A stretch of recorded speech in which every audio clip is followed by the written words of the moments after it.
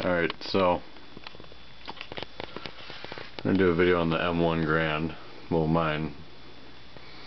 This M1 was made in either June or July of 1944.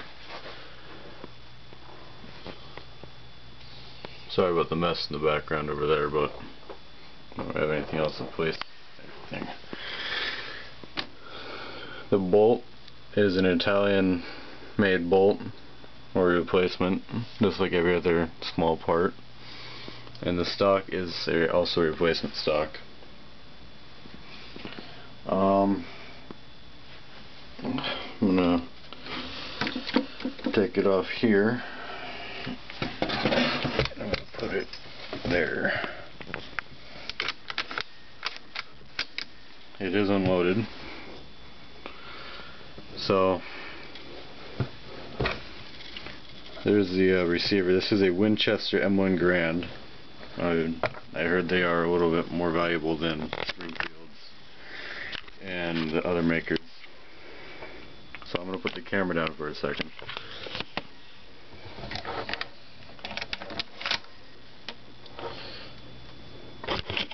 Alright, so to disassemble the M1 Garand, you need to put the safety on. This little lever right there. Then once it's on safety, you pull back on the trigger guard like that. Pull up, and then this is the trigger assembly. Again, Italian made. After that, you will pull up on the buttstock. Make sure the receiver doesn't fall. And this is the entire stock, right? Well, lower stock right here. And then there's a gouge from my Israeli Mazda which fell on it one day. Alright, so then we take the barrel to action roll receiver, whatever you want to call it, and then let's put the camera down.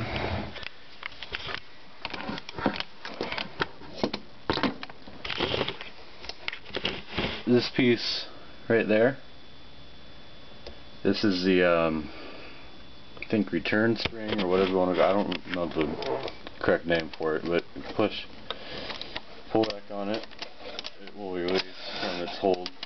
This little hook right there.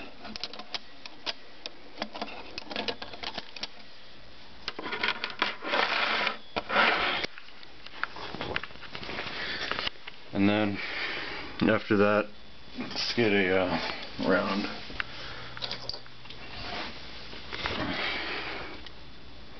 After that, there's this little pin right there that holds this entire grouping right here together. So right there, my little hole, I don't know if you guys can see that, but you take the tip of a bullet or a knife, whatever you want to use. Let's see. Use the bullet to push out the pin. And then I'm going to put the pin right here, so you don't want to lose that pin because you're going to need that. And then once you do that, all of these parts will come out, so set those aside. And then here's your follower. Right here. After that, you take the bolt, you pull the bolt to the rear, and then you pull out the guide rod, or operating rod, whatever.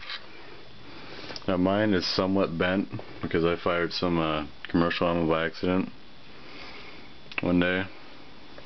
Don't know if you can see that. You want to clean this after shooting because a lot of the carbon and stuff will get on there. Alright, flip it over, and then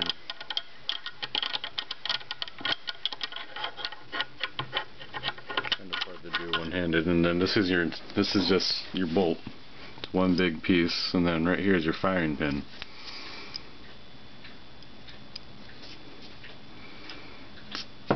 So, and then Here is your, I think this is the extractor right here. I'm not entirely sure. And then after this, you just clean out the barrel after shooting it. This is pretty much how I do it. This is your clip release if you don't want to shoot all the rounds or you have a jam or something. You push this and the clip will eject. And then there's your guide rod, well, operating rod channel right there. And then, so after you're done doing whatever you do, after you're done doing the cleaning, you take your bolt, slide it back in. Doesn't really matter where you put it, just a personal preference on wherever you want to. So you take your operating rod and then make sure it locks back into this little cutout that goes for the length of the receiver to about here from there. Slide your bolt forward. Take your follower,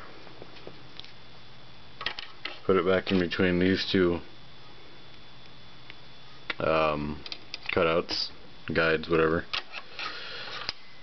and then let that sit. Take your I forget what this is called, so but we don't put that in yet. You put this piece here. I figured that was old also.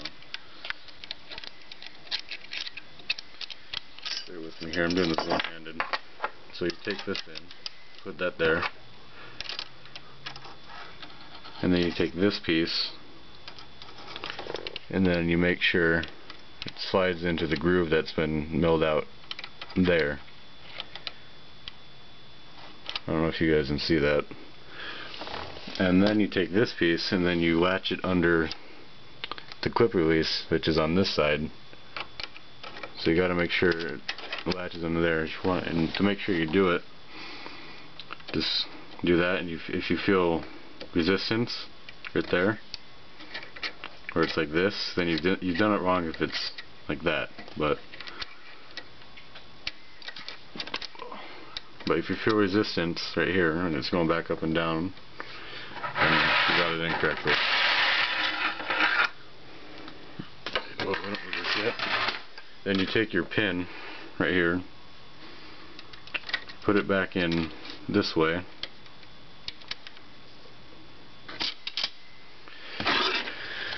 and then you take your spring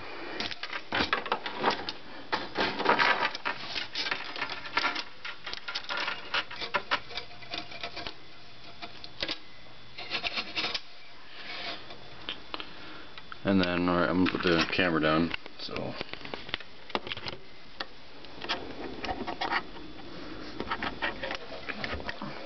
and you make sure it goes right there. Let's see. Okay. Alright, now you've got all your pieces back in. You take your buttstock, let's move the receiver up further. Okay, so this little piece right here has to go in between there. So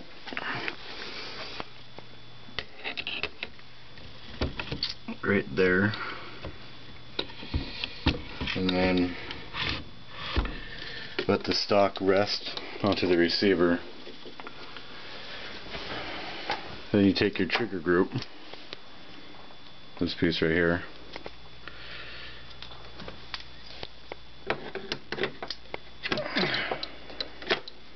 kind of tricky sometimes. Make sure there's a little bump right there on both sides. Make sure it's lined up with this little cutout here. Push it down. And then push down on the trigger guard, flip up your safety,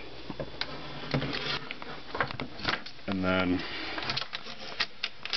do a function check, see if it's working. I'm going to set the camera down again.